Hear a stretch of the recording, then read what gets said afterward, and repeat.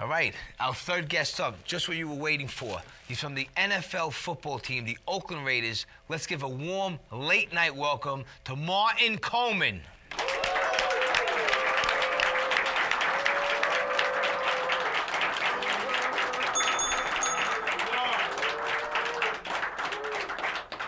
Martin. Don't run him down now. What's up, brother? What's going on, man? How are you, right? How are you, Martin? Just give yourself a clip over there. How was your trip down? It's pretty good. Good. Very well. Thank you for coming on the show. Anytime. Now listen, as a kid, did you always dream about being in the NFL? Wow. I mean, every kid want to play some kind of professional sport, but I never thought it was possible. I always wanted to go to law school, actually. Really? Yeah. That was always my plan, but you know, you do what you got to do. Now, what were you on football in high school? Did you get a scholarship? Yes, I started in high school. I actually started. I was injured most of my high school career, so I didn't even know like it was going to be possible. I started out. I went to Clemson University, transferred over to University of Pittsburgh. Just that's how it happened, and somehow I got to the. I honestly, it's not. Sometimes you don't. I still don't even believe it that right. You know I'm a professional athlete, but it's surreal. Well, how did it actually happen for you? Like, what was the day that you said, "Wow, I'm going to be an NFL football player"? It was a funny story. I didn't get drafted. It was one day my agent called me. He said we had it's called the combines. When I did the combines, did all the tests and everything, and everything went well, but I didn't get drafted. And then one day my agent called me. He said, "Pack your bags." I said, "What are you talking about?" He said, "Pack your bags. We're moving to California." I said, "Oh wow." Wow. It was just unbelievable. Like overnight, right? Yeah. That's great. Yeah. I mean, the draft had passed. I thought it was over. Thought it was over for me. I was gonna start practicing, taking the LSATs and everything, getting ready, but I think this is a good career path for me. Now, what was your first professional football team that you were on? Yeah, it was the Raiders. I just finished. It was? Yeah, I just finished my rookie year. Actually. I thought I don't know what it was. Word of mouth said you were on the Jets. You know. I mean, I have a cousin my cousin plays for the Jets. What's his name? Drew. Okay. Drew Coleman. Oh yeah. Yeah, So he that's played probably for the what Jets. happened. Yeah, They're like, oh yeah, he played for the Jets. You know. My cousin plays for the Jets. Yeah. That's great. Very cool. Yeah. I got a question, and probably all the ladies want to know, what's the difference between the levels of football? You got high school, the NCAA, the NFL.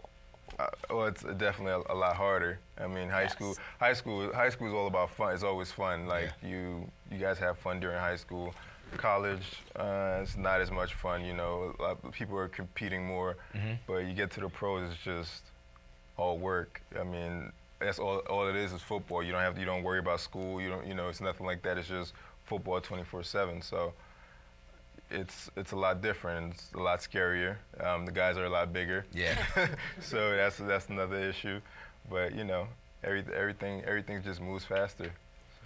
I mean, what's a normal routine with workout?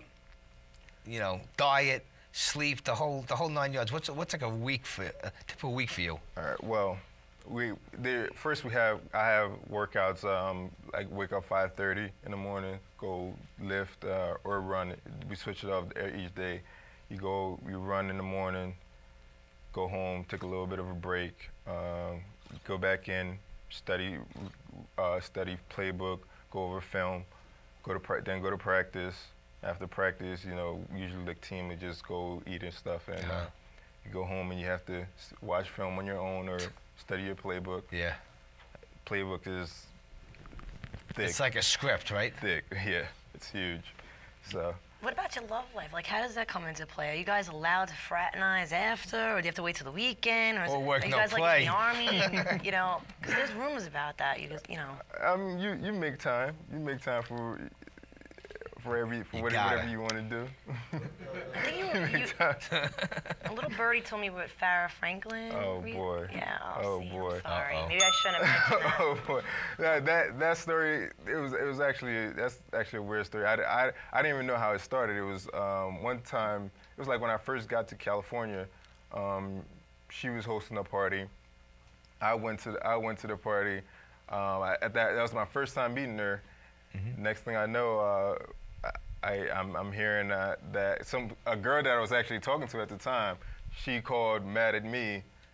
I was like, what are you mad at me for? I hear you're dating Farrah and blah blah blah. Not yet. Yeah, I didn't. I was like, I don't know what you're talking about. It's I have no idea. That's when I realized that you can't believe everything you read. I mean, I know me and her have gotten friendly now. She's a very nice girl. We're friendly. We're friendlier than we were. I hit a nerve. but everything's good now. Everything's good. But originally, if you read that story was untrue at the time. So. Okay. You know, Martin, I want to know what the best thing about being on the Oakland Raiders is. Well, for that, it's definitely the fans. I mean, Oakland Raiders, the Raider Nation, they call it the Black Hole. Definitely the best fans in all of football. I mean, as you know, like recently we haven't had as much success recently, but fans are always there. I mean, they're just out of control. If you have to go to a Raider game and see those guys. I mean, it's scary at times. It's almost scary at times, but the fans are definitely dedicated. I like that. I definitely want to see you play when you come to New York. So you definitely got to hook me up and send me some tickets. Of course. Now listen, growing up, what were your favorite football teams? I like the Giants, of course, and Tampa Bay because my favorite player of all time was Rondé Barber. He played for the Buccaneers, and interesting story about that actually. I met him there one time, and he knew my name before I even. Oh yeah. That was just amazing. That's a great feeling. Amazing, and it was the best thing ever. And yeah, he came up to me, he said hi, you know, and it was just. I was at a loss of words. I'm like, I don't usually talk much, but this was worse than normal. I couldn't even talk. It was just amazing. Exactly. Now this is a question I should ask you before. Where were you originally from? Where'd you grow up? I was born here, and I went to Liberia when I was 3 months old. I didn't get back. Me and my family, we stayed there until I was 8. And then that's when I came back because there was a war, and yeah, that's when there was a war in the United States, evacuated all the American citizens. So that's when I came back to the U.S. Now you do a big thing with charity event out there. Something called Hope. Why don't you tell everybody? Yes. My charity is called Hope. Is HOPE. It stands for Help Our People Exist. There are a couple things that we've been doing with that. The main goal is we're building wells for drinking water because that's been an issue for Liberia since the war. Like the little things like water, people don't have clean water to drink or anything like that. So what we do is my father just actually moved back to Liberia. He's going to be heading the charity organization, and we're going to be building different wells in different communities and providing drinking water for families. That's great. That's fantastic. And I've been involved in a couple different charities here in this country. Also, right now I'm currently involved in something called Play 60. It's the United Way partner with the NFL, and Play 60 is just we're trying to tackle childhood obesity. So we want to get kids to, go out and do something active for at least 60 minutes a day, and that's the goal. And we're trying to get things going. I'm not sure about here in New York, but I know in California, one of the things they were trying to get rid of recess in schools. So that was one of the things we did. We went in and we tried to advocate to keep recess in schools because it's definitely needed. For sure. These days, so we're doing that, and I think next month I'm going to meet Michelle Obama because that's one of her key issues is childhood obesity. That's great. So we're supposed to be meeting. I'm actually really excited about that. Absolutely. That's pretty cool. Yeah. Well, listen, I got one. Yeah, give him. Yeah, he's meeting the first lady. Exactly. President Obama. Well, listen, we got one more question for you. Why don't you explain to everybody and tell us about the lockout, and how it affected the NFL and your team? I mean, this is still a very sore subject. I mean, the lockout today actually made it officially 100 days.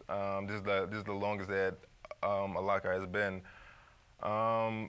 Basically, I mean, of course, one thing that I would definitely want to clarify about it when it first happened, people were going on there saying about how this is just the football players need to stop acting up, they're millionaires and they just want more money, blah blah blah.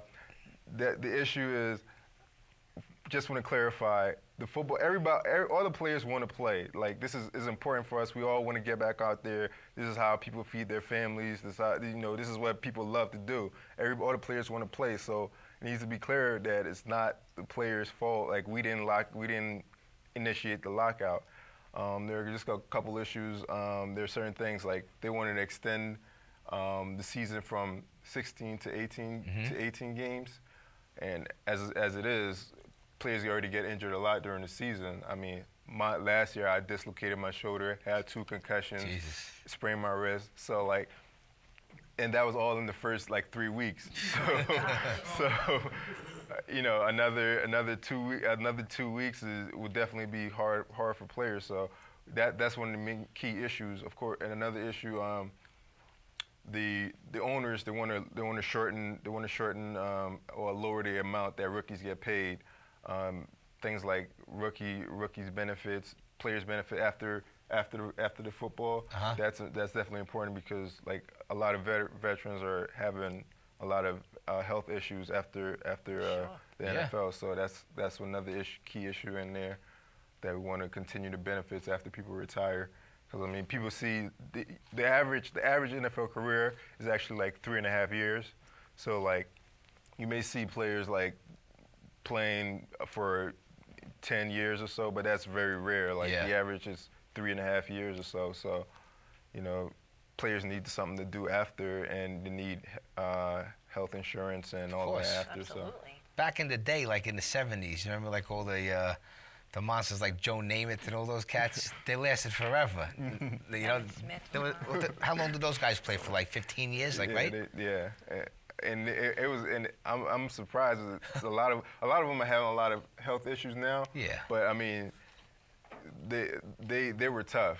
I mean, they played with barely any pads and with leather helmets. A couple of them on Dancing with the Stars, and they did great. That football player won just recently. He was awesome. My God. They had those funky hairdos back in the day. You remember? Well, listen, Martin. Is there anywhere people can get in touch with you on Facebook, website? Well, my personal website is supposed to be coming out. I don't really know what it's going to be. Probably martincoleman.com. My sister's working on that. But for now, like, the charity it's the Hope. You go to you could go to facebook.com/Hope LIB, and that's the charity Facebook page for now. The actual website should be coming up sometime soon, within a week or two. And that's the main way. I mean, I'm Martin Coleman. You could try to find me on Facebook, or you can find me on Facebook, but you might not have any luck adding me. If you send me a message, I'll add you. People can't add me anymore, but if you send me a message, I'll try to add you. So you saw him on the Late Night with Johnny P show. Forget about it after that.